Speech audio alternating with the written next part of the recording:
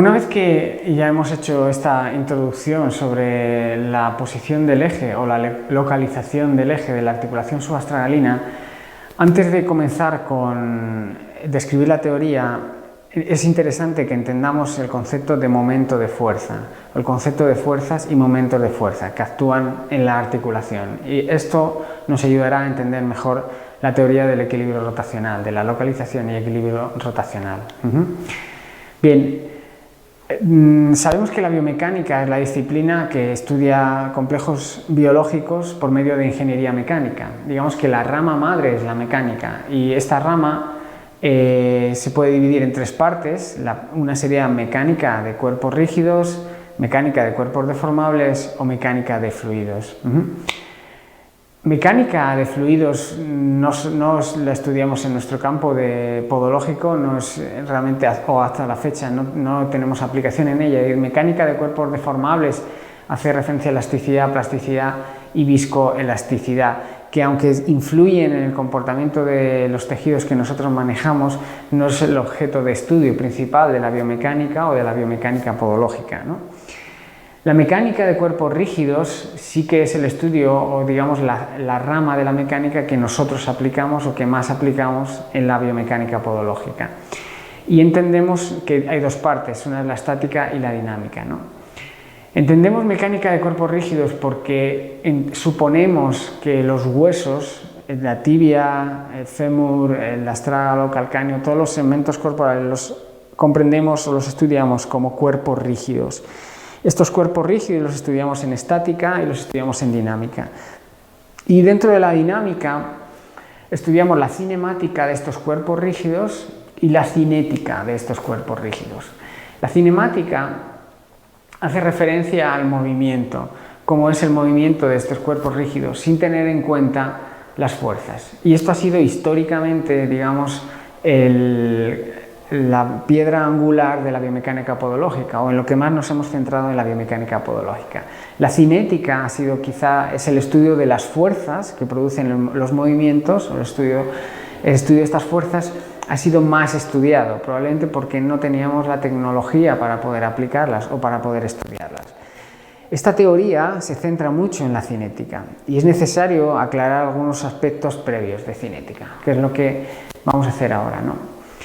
Los movimientos, cuando hablamos de cinemática entendemos que los movimientos pueden ser lineales cuando todas las partículas de un cuerpo se desplazan la misma cantidad, hablamos de movimiento lineal, o hablamos de movimiento rotatorio cuando todas las partículas de ese cuerpo o de ese segmento rígido, en este caso que sería el hueso, no se mueven la misma cantidad, sino hay unas que se mueven más que otras. Y entonces hablamos de movimiento rotatorio, es decir, no movimiento lineal, sino movimiento rotatorio. Bien, la mayoría de las articulaciones del pie tienen una combinación de movimiento lineal y movimiento rotatorio, pero el movimiento rotatorio es probablemente el más importante y el movimiento rotatorio se produce en torno a un eje de movimiento. Este eje de movimiento es sobre el que se van a producir los momentos, es decir, cuando se producen rotaciones, hay unas fuerzas que son las que producen las rotaciones y estas rotaciones se les llama momentos. No son fuerzas exactamente, sino son momentos. Para caminar, para hacer la práctica deportiva, para prácticamente casi todos los movimientos y que estudiamos la práctica deportiva de los sujetos, la rotación es el movimiento a estudiar. Y la rotación se produce por momentos, digamos que los momentos son los responsables, no son las fuerzas. Esta diferenciación de fuerza versus momento no es una diferenciación puramente pedante para intentar diferenciar dos cosas que hacen lo mismo, porque realmente existe una diferencia muy importante entre ellas, ¿vale? Las fuerzas son las que producen el movimiento lineal, como hemos dicho, y la fuerza es igual a la masa que tiene el objeto por la aceleración que tiene el objeto. Y el momento es igual a la fuerza que se realiza por la distancia al eje. Es decir, existe una diferencia notoria entre fuerza y entre momento. Para levantar en este ejemplo esta caja que tenemos aquí arriba, el sujeto produce una fuerza, pero para levantar la caja del sujeto que está abajo, lo que se produce es un momento de fuerza. El momento de fuerza es igual a la fuerza que viene simbolizada en la flecha verde que está haciendo el sujeto en la palanca por la distancia al eje. Mi ejemplo muy tonto es si yo tengo ganas de ir al baño y tengo prisa por ir al baño, voy corriendo, tengo que empujar una puerta, voy a hacer fuerza en la puerta para que se abra. En realidad no hago fuerza, en la realidad lo que hago es un momento, ¿vale?, sobre la puerta para que se abra. Y el concepto es importante porque no es lo mismo que yo apriete, y la experiencia nos dice que si apretamos, hacemos presión en el punto rojo, no tenemos el mismo efecto de apertura sobre la puerta que si apretamos el botón verde. Digamos que hay una diferencia, porque no solo influye la cantidad de fuerza o presión que hagamos, sino influye la distancia que hay sobre el eje. Y esto se ejemplifica en esta idea: la bisagra es el eje, y cuando realizamos la misma fuerza, al tener dos brazos de palanca o dos distancias diferentes, el momento que se produce sobre la puerta es diferente. El momento que se produce tirando de la manilla roja es mucho mayor que el momento que se produce tirando de la manilla verde, aunque la cantidad de fuerza es la misma. Este concepto es clave para entender la teoría de localización del eje de la articulación subastragalina. Kirby, en 1987, él introdujo un método clínico para determinar cuál era la posición del eje, que es lo que él denominó la técnica de palpación del eje de la articulación subastragalina. La idea es muy básica, muy simple inicialmente. Si tenemos esta bisagra, y aquí vemos una bisagra, si yo aplico la fuerza en este lado de la bisagra, aplico una fuerza, se va a producir un momento de la bisagra en ese sentido. Y la bisagra va a tender a girar, vamos a decir, en el sentido contrario a las agujas del reloj, ¿vale? Y si yo ejerzo fuerza en este otro lado de la bisagra, se va a producir un momento que va a girar la bisagra en el sentido contrario, es decir, a favor de las agujas del reloj, ¿vale? Y este sería un poco el mecanismo.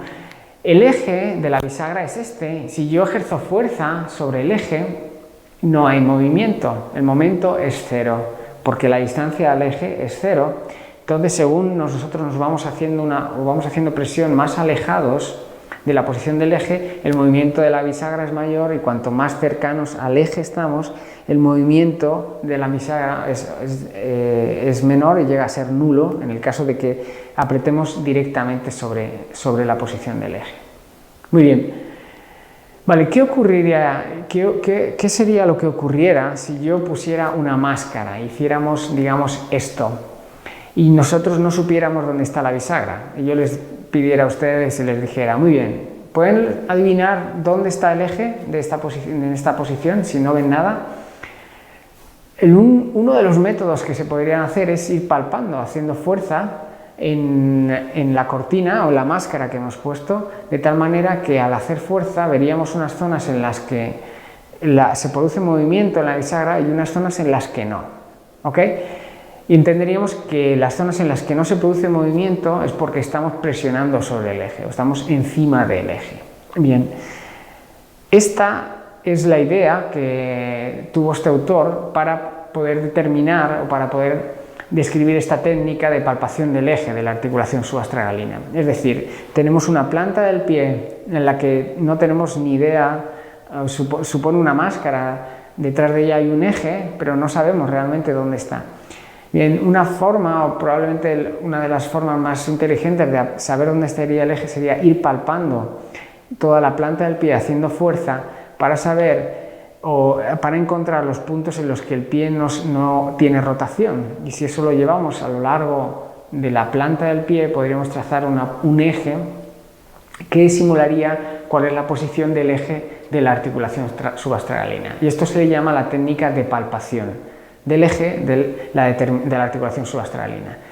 Esta técnica determina una proyección del eje de la articulación subastragalina en la planta del pie. Y básicamente lo que estamos haciendo con esta técnica es adivinar cuál es la proyección del eje de la articulación subastragalina sobre la planta del pie. Y para ello la idea es mantener el pie neutralizado en el tobillo, intentar mantener el pie en su ángulo de marcha, no en abducción o en abducción exagerada sobre el paciente, sino colocando el pie a 90 grados en el tobillo, manteniendo el ángulo de marcha del paciente. Intentamos mantener una relación antepié-retropie congruente, no forzada, la que tenga el paciente, sin forzarla en varo o en valgo, y comenzamos a presionar verticalmente con el pulgar hasta que encontremos un punto donde no veamos que hay ni pronación ni supinación. Una vez que encontramos ese punto de no pronación ni supinación, entendemos que estamos presionando sobre el eje y marcamos ese punto como un punto del eje. La mano del quinto metatarsiano que ponemos en el quinto metatarsiano nos indica si el movimiento que se está produciendo es en pronación o es en inversión, o realmente nos está produciendo movimiento y lo que estamos encontrando es compresión sobre el eje. Vamos subiendo gradualmente por la planta del pie y de esta forma podemos tener una representación de la posición del eje, de cuál sería la posición del eje de la articulación subastragalina representada en la planta del pie, de tal manera que lo podemos hacer en 2, 3, 4 o 5 puntos, 6 incluso, y a pesar de que estamos en articulaciones distales a la articulación subastragalina, esta morfología, esta propiedad del eje y de los momentos se mantiene, de tal manera que aunque presionemos las cabezas metatarsales, aunque hagamos fuerza sobre otras articulaciones, también ejercemos momentos sobre la articulación subastragalina y podemos entender si los momentos son supinadores o son pronadores, dependiendo si el pie se invierte o se evierte. De esta manera representaríamos cuál es la posición del eje.